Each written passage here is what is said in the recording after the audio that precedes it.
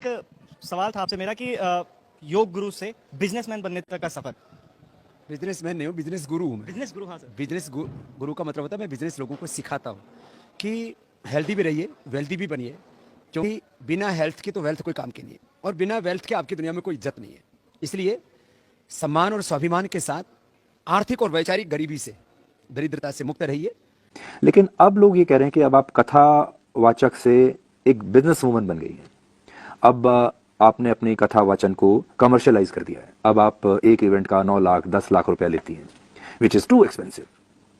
तो ये आपके दिमाग में कैसे आया? और you want to make money? No no no, तो ये मैंने कोई स्टार्टिंग से नहीं, मैंने हमेशा से मैंने कहा जो आप मेहनत करते हैं आप डिजर्व करते हैं, वो चीज़ हुई है।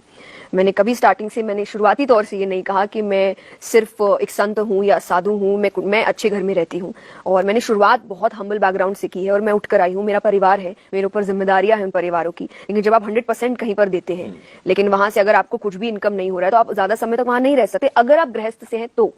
अचानक सन 1993 में परम पूज्य स्वामी राम देवानंद जी ने सदगुरु संत रामपाल जी महाराज को सत्संग करने की आज्ञा दी और फिर सन 1994 में नामदान की आज्ञा प्रदान की तथा आशीर्वाद दिया कि घबरा मत, मैं तेरे साथ रहूंगा और विश्व में आपके बराबर कोई संत नहीं होगा। अब जोर के साथ साथ प्रचार करना, घर घर जाकर पाठ प्रकाश करना ही संत रामपाल जी का नित्य कार्य हो गया। कुछ दिन बाद पाठ और सत्संगों की संख्या अधिक होने के कारण उन्होंने सन 1995 में जेई की पोस्ट से त्याग पत्र दे दिया, जो हरियाणा सरकार द्वारा 16 मई 2000 को पत्र क्रमांक 34923500 तिथि 16 मई 2000 के तहत स्वीकृत है। अपने घर परिवार को भगवान भरोसे छोड़कर संत रामपाल जी ने मानव कल्याण के उद्देश्य से माली की सेवा प्रारंभ कर दी। सन 1994 से 1998 तक संत रामपाल जी महाराज जी ने घर घर, गांव-गांव, नगर-नगर में जाकर सत्संग किया। संत जी ने परमात्मा की वाणी को घर घर में पहुंचाने की शुरुआत की। इच्छुक भक्त आत्माओं के घर गरीबदास जी महाराज जी के